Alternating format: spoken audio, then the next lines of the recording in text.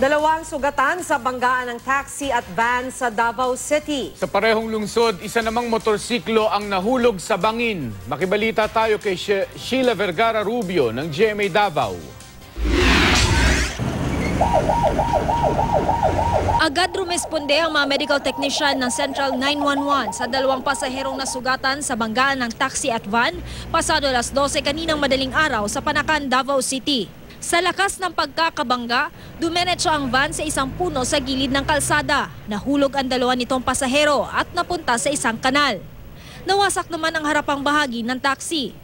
Ayon sa driver ng taxi na si Rodrigo Lafuente, paliko na sana siya sa isang kanto nang bigla raw sumulpot ang van at bumangga sa taxi. Pagsulod na ako sa second lane. Pagsulod na ako sa second lane, nakasulod na ako kumpleto. Saka pa siya niabot. Ning kalit ramang gud siya singit niya, tapos kusog kayang dagan. Nya kita na siya nga padulong na misulod ning singit jud siya niya. Itinanggi naman ng driver ng van na si Arthur Banyes na bigla siyang sumulpot. Sabi ni Banyes, ang taxi ang biglang lumiko kahit na nakahinto naman ang mga kasabay nitong sasakyan. Nasa 60 kilometers per hour lang din daw ang takbo niya. Burikan na igo dia.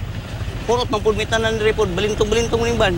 Giigo lang nako siya. Hindi naman nasaktan ang mga pasahero ng taxi. Pinamantay allowable nga speed.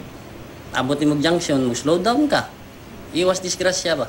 Sa barangay Magtuod naman, pinagtulungan na lang ng mga residente at ng mga miyembro ng City Transport and Traffic Management Office o CTTMO na kargahin ang isang motorsiklong nahulog sa isang bangin.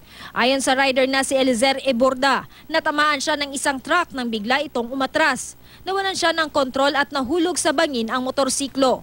Tumila po naman ang angkas niya. Ligtas naman daw ang dalawang sakay ng motorsiklo. Atras siya padulong sa ubos ang dump truck.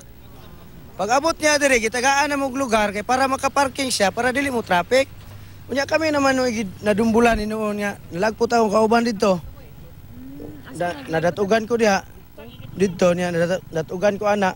Nasangit man ang akong helmet sa kaning kahoy. Sheila Vergara Rubio, Nagbabalita, Pilipinas.